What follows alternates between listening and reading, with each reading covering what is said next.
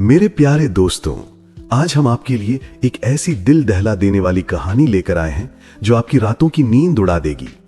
ये एक ऐसी रहस्यमयी दास्तान है जो आपके रोंगटे खड़े कर देगी। एक नाजुक सी लड़की भीगी बारिश में कांपती हुई एक बूढ़े संत की कुटिया तक पहुंचती है और फिर जो कुछ उस बुद्धिमान संत ने उस डरी हुई लड़की से कहा और किया, वो सुनकर आप हैरत में पड़ जाएंगे। ये जंगल कोई साधारण जगह नहीं था। ये एक ऐसा सुनसान और भयानक जंगल था जहां रात के सन्नाटे में इंसान क्या, जानवर भी पैर रखने से घबराते थे। उसी वीरान जंगल में लगभग 60 साल का एक बूढ़ा संत रहता था जिसे लोग दूर दूर तक बाबा इकबाल के नाम से जानते थे। उसकी कमजोर लेकिन मजबूत शख्सियत और तेज आंखों में आज भी एक खास चमक बाकी थी। सालों से वो इस वीराने में अपनी कुटिया बनाकर अकेले जिंदगी बिता रहा था। एक रात की बात है जब आधी रात का समय था। जंगल की हवा डर के मारे चीख रही थी, बादल गुस्से से गरज रहे थे, बिजली आसमान को चीर रही थी और बारिश ने हर पेड़ को हिलाकर रख दिया था। बाबा इकबाल हमेशा की तरह अपनी कुटिया में बैठे थे, कभी गहरी सोच में डूबे तो कभी धीमी आवाज में कुछ गुनगुना रहे थे। तभी अचानक दरवाजे पर एक दस्तक ने सारा माहौल बदल दिया। एक बार नहीं बल्कि बार बार खटखटाने की आवाज, जैसे कोई अपनी जान बचाने के लिए पनाह मांगने आया हो। बाबा इकबाल चौंक पड़े कि इस वीराने में आधी रात को भला कौन आ सकता है। उन्होंने जल्दी से उठकर दरवाजा खोला। सामने का नजारा देखकर उनकी आंखें एक पल के लिए ठहर गईं। दरवाजे पर एक खूबसूरत लेकिन सहमी हुई लड़की खड़ी थी। बारिश ने उसके कपड़े भिगो दिए थे और वो ठंड से कांप रही थी। उसकी आंखों में ऐसा डर था जैसे कोई भयानक मुसीबत उसके पीछे पड़ी हो। बाबा इकबाल ने गहरी सांस लेकर नरम आवाज में पूछा, बेटी तुम कौन हो और इस तूफानी रात में इस जंगल में अकेली कैसे आ गई? बाहर तो आंधी है, अंधेरा है और बारिश रुकने का नाम नहीं ले रही। तुम कहां से आई हो और किसके भरोसे इस जंगल में निकली हो? लड़की ने कांपती आवाज में कहना शुरू किया, बाबा जी मेरा नाम जिया है और मैं पास के गांव मधुरपुर की रहने वाली हूं। वहां के कुछ दुष्ट लोग मेरे पीछे पड़ गए हैं। मेरी इज्जत पर उनकी गंदी नजर है। वे मुझे नुकसान पहुंचाना चाहते हैं। मैंने किसी तरह अपनी जान बचाई और भागते भागते आपकी कुटिया तक पहुंच गई। बाबा इकबाल की आंखों में सोच की लकीरें उभर आईं, लेकिन उन्होंने बिना कुछ और पूछे दरवाजा और खोल दिया और कहा, बेटी डरने की जरूरत नहीं है, अंदर आ जाओ, यहां तुम्हें कोई तकलीफ नहीं पहुंचा सकता। जिया ने हिम्मत करके कुटिया में कदम रखा। उसके भीगे कपड़े बदन से चिपके हुए थे और चेहरा थकान और डर से भरा था। बाबा इकबाल ने उसे ओढ़ने के लिए एक पुराना कंबल दिया और कहा, बैठ जाओ, डर छोड़ो, अब पूरी बात बताओ कि आखिर हुआ क्या है। जिया ने थरथराती आवाज में कहा, बाबा जी मैं मधुपुर के मशहूर नन्हे मिस्त्री की बेटी हूं। कुछ दिन पहले मेरे माता पिता इस दुनिया से चले गए। उनके जाने के बाद गांव के कुछ लोग बदल गए। पहले वो अजीब नजरों से देखते, फिर इशारे करने लगे और अब तो खुलकर धमकियां देने लगे कि अगर मैं उनके साथ नहीं गई तो मुझे भारी नुकसान उठाना पड़ेगा। मेरी कमजोरी को वो आसान शिकार समझने लगे। मैंने जान बचाने के लिए जंगल का रास्ता पकड़ा और यहां पहुंच गई। बाबा इकबाल खामोशी से जिया की हर बात सुनते रहे। उनके चेहरे पर हैरानी नहीं थी, लेकिन आंखों में कई सवाल छुपे थे। वे जिया की आंखों में झांकने लगे और मन ही मन सोचने लगे कि क्या ये लड़की वाकई किसी मुसीबत से भाग कर आई है या इसके पीछे कोई और राज है। जिया कभी हल्के से मुस्कुराती तो कभी अपने भीगे बालों को संभालती। उसकी हर हरकत माहौल को और रहस्यमयी बना रही थी। सामने ये नाजुक सी लड़की एक बूढ़े संत के साथ पुरानी कुटिया में बैठी थी और कोने में जलता छोटा सा दिया इस मंजर को और डरावना बना रहा था। बाबा इकबाल सालों से इस वीरान जंगल में अकेले रह रहे थे और आज पहली बार उनकी खामोश रात में एक अजनबी लड़की की मौजूदगी ने सब कुछ बदल दिया था। उनके दिल में हमदर्दी के साथ एक अनजानी बेचैनी भी जाग रही थी। अचानक जिया ने नर्म आवाज में कहा, बाबा जी मुझे बहुत डर लग रहा है। बाहर अंधेरा ही अंधेरा है। क्या मैं ये रात आपकी कुटिया में गुजार सकती हूँ? सुबह होती ही मैं चली जाऊंगी। क्या आप मुझे थोड़ी पनाह दे देंगे? बाबा इकबाल के दिल में जैसे एक जोश जागा। उनकी आंखों में चमक बढ़ी और चेहरे पर हल्की मुस्कान उभरी। उन्होंने कहा, बेटी घबराने की कोई बात नहीं। ये रात चाहे कितनी भी तूफानी हो, ये कुटिया तुम्हारे लिए सुरक्षित पनाहगाह है। तुम यहां सुकून से रह सकती हो। बाहर घना अंधेरा था और बारिश थमने का नाम नहीं ले रही थी। जिया धीरे धीरे उठी, कोने में जाकर लेट गई और धीमी आवाज में बोली, बाबा इकबाल मेरी पलकें भारी हो रही हैं, मुझे अब नींद आने लगी है। जैसे ही जिया लेटी, बाबा इकबाल के दिल में एक हलचल मच गई। सालों से खामोश उनका दिल जैसे पहली बार जाग उठा। धड़कनें बेकाबू होने लगीं और नजरें जिया पर टिक गईं, जो सुकून से आंखें बंद किए लेटी थी। उस रात बाबा इकबाल कोई संत नहीं बल्कि एक इंसान बन गए थे। उनकी तन्हाई जिया की मौजूदगी से जैसे चीख रही थी, लेकिन उन्होंने सब्र का दामन थाम रखा था। हर पल उनके लिए सदी जैसा लंबा लग रहा था। बार बार ख्याल आ रहा था कि यह रात कैसे गुजरेगी। बाबा इकबाल कुटिया के दूसरे कोने में जाकर लेट गए, आंखें बंद की और नींद बुलाने की कोशिश की, लेकिन नींद जैसे उनसे रूठ चुकी थी। करवटें बदलते हुए वे अपने दिल को समझाते रहे, लेकिन धड़कनें और तेज होती गईं। अचानक सन्नाटे को जिया की सिसकियों ने तोड़ दिया। बाबा इकबाल घबराकर उठ बैठे। उन्होंने देखा कि जिया धीरे धीरे रो रही है। आंसुओं से उसका चेहरा भीगा था और चेहरा किसी गहरे दर्द से भरा था। बाबा इकबाल उसके पास जाकर बैठे और नर्म लहजे में बोले, बेटी जिया, क्या बात है, तुम क्यों रो रही हो? जिया ने सिसकियों के बीच कहा, बाबा इकबाल, मेरे साथ जो कुछ बीता वो जबान पर लाना आसान नहीं।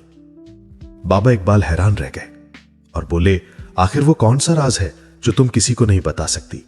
अगर चाहो तो मुझे बता दो, शायद मैं कुछ समझ सकूं। जिया ने उनकी आंखों में देखते हुए कहा, बाबा इकबाल, मैं वो नहीं हूं जो आप समझ रहे हैं। मैं कोई साधारण लड़की नहीं बल्कि एक भटकती आत्मा हूं। यह सुनकर बाबा इकबाल के पैर जैसे जमीन में धंस गए, उनके होंठ सूख गए। कांपते लहजे में बोले, क्या तुम वाकई आत्मा हो? यह मानना मेरे लिए मुश्किल है।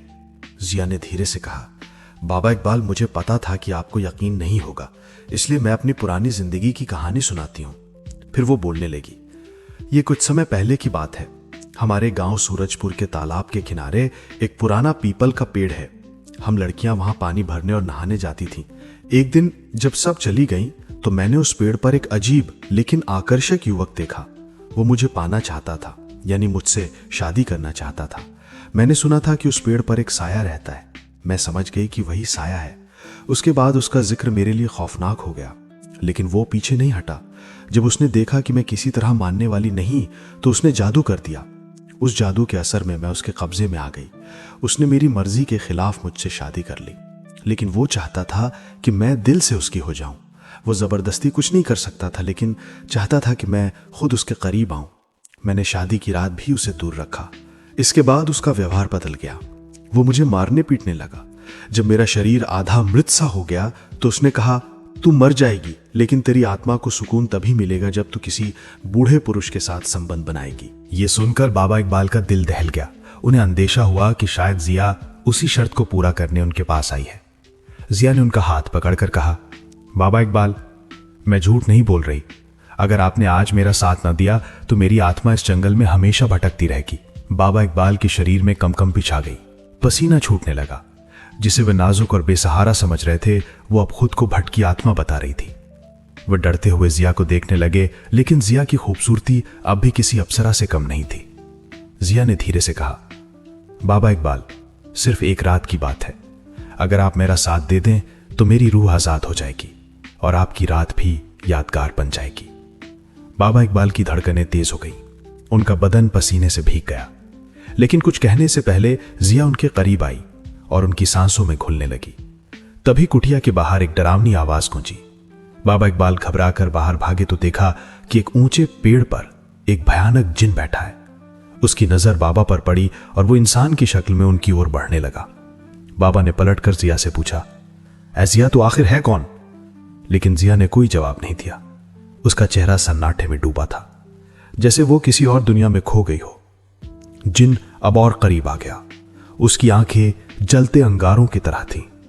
बाबा इकबाल ने कांपते होठों से पूछा, तू कौन है? जिन ने गरज कर कहा, मैं वही हूं जिसने जिया को तेरे पास भेजा है। ये सुनकर बाबा इकबाल को सब समझ आ गया। ये सब एक जाल था। वो जिन जिया को कैद में रखकर उसके जरिए बाबा को बहकाने की कोशिश कर रहा था।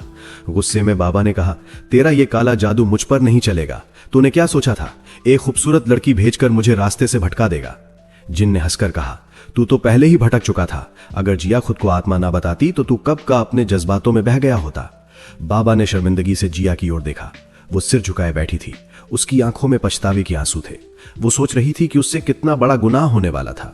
जिन ने दहाड़ कर कहा, अब तू मेरे जाल में फंस चुका है बूढ़े संत। बाबा इकबाल ने आंखें बंद की और सोचा कि इस मुसीबत से कैसे छुटकारा पाया जाए। फिर उन्होंने आंखें खोली और जिया से बोले, अपने दिल पर हाथ रख और सोच, तू ये क्या करने जा रही थी? मैंने उम्र भर किसी गलत रास्ते पर कदम नहीं रखा, फिर तू क्यों चाहती थी कि मेरी सालों की तपस्या बेकार हो जाए? अपने अंदर झांक और समझ, तू ये सब क्यों करने लगी थी? बाबा ये कह ही रहे थे कि जिन फिर दहाड़ा और बोला, ऐ बूढ़े संत, अब कुछ नहीं हो सकता, वक्त निकल गया, जो होना था वो अब होकर रहेगा। उसी पल जिया ने कांपते हुए बाबा की ओर देखा और बोली, बाबा इकबाल, मुझे नहीं पता सच क्या है और झूठ क्या, लेकिन मैं बस इतना चाहती हूं कि मेरी बेकरार रूह को सुकून मिले। बाबा ने नर्म लहजे में कहा, है जिया, सुकून का रास्ता कभी आसान नहीं होता। अपने दिल की आग बुझाने के लिए तुझे खुद को पहचानना होगा। अपनी भटकी रूह की जंग तुझे खुद लड़नी होगी। फिर उन्होंने आंखें बंद की और धीरे से कहा, यह जंग रूह की है, इसमें कोई और तेरा साथ नहीं दे सकता। ये लड़ाई तुझे अकेली लड़नी है। बाबा की बात सुनकर जिया जैसे जाग उठी। उसने धीरे से आंखें बंद की और सरगोशी में बोली, बाबा इकबाल, शायद आप सही कह रहे हैं, अब यह जंग मुझे खुद लड़नी होगी। फिर उसने आंखें खोली और उस खौफनाक जिन की ओर देखकर गरजती आवाज में बोली, हाँ, मैं तैयार हूं। जिया आगे बढ़ी। उसके चेहरे पर अब डर नहीं बल्कि हौसले की चमक थी। उसने हाथ बढ़ाकर उस जिन को काबू करने की कोशिश की। जिन ने रोकने की कोशिश की, लेकिन तब तक देर हो चुकी थी। जैसे ही जिया का हाथ जिन से टकराया, आसमान में एक जबरदस्त तूफान उठा। हवा इतनी तेज हुई कि जंगल लरसने लगा। जिन चीखता हुआ आसमान में उड़ने लगा, लेकिन अब सब खत्म हो चुका था। जिया के वजूद में वो ताकत जाग उठी थी जो उसकी भटकी रूह को आजादी दिलाने वाली थी। अब वो किसी की मोहताज नहीं थी। उसने अपनी पूरी ताकत से जिन को जकड़ लिया और एक आखिरी झटके में उसकी रूह को चीर डाला। उसी पल जिन हवा में भड़क कर राख हो गया। जब तूफान थमा और कुटिया की मध्यम रोशनी लौटी तो जिया ने आंखें खोली। सामने बाबा इकबाल खड़े थे। उनके चेहरे पर गुस्सा नहीं बल्कि सुकून भरी मुस्कान थी। जिया ने शर्मिंदगी से सिर झुकाकर कहा, बाबा इकबाल, मुझसे बहुत बड़ी गलती होने वाली थी। आपने मुझे उस जिन के जाल से बचा लिया। मैं दिल से आपकी शुक्रगुजार हूं। बाबा इकबाल ने सादगी से मुस्कुरा कर कहा, यह मेरा फर्ज था। भटके को रास्ता दिखाना ही असल इंसानियत है। अब तू आजाद है, जहां चाहे जा सकती है। जिया कुटिया से बाहर निकली। अब उसकी चाल में कंपकपी नहीं बल्कि आजादी की ठंडी हवा थी। वो जंगल के उस रास्ते पर चल पड़ी जहां से कोई भटकी रूह कभी वापस नहीं लौटती। दोस्तों, इस कहानी से हमें यह सबक मिलता है कि इंसान की असल लड़ाई बाहर के दुश्मनों से नहीं बल्कि अपने अंदर के डर और कमजोरियों से होती है। अगर हम अपने दिल पर काबू रखना सीख लें तो कोई भी शैतान या जाल हमें बहका नहीं सकता। याद रखें, बुराई चाहे कितनी ही खूबसूरत रूप में आए, उसका अंजाम हमेशा बर्बादी होता है। लेकिन अगर दिल मजबूत हो तो सबसे अंधेरा रास्ता भी रोशनी में बदल जाता है। अगर आपको ये कहानी पसंद आई तो इसे लाइक करें, अपने दोस्तों के साथ शेयर करें और ऐसी ही डरावनी और सबक देने वाली कहानियों के लिए हमारे चैनल को सब्सक्राइब करें।